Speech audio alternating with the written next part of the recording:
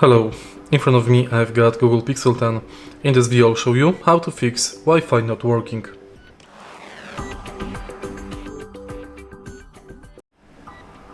In the beginning, you can go to Settings,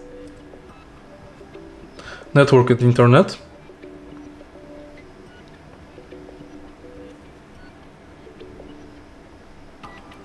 and disable Wi-Fi and enable it back. If this didn't help, forget Wi-Fi you are connected currently and connect again. The last thing you can do is resetting the internet on your smartphone. If you find this video helpful, please leave like, comment and subscribe.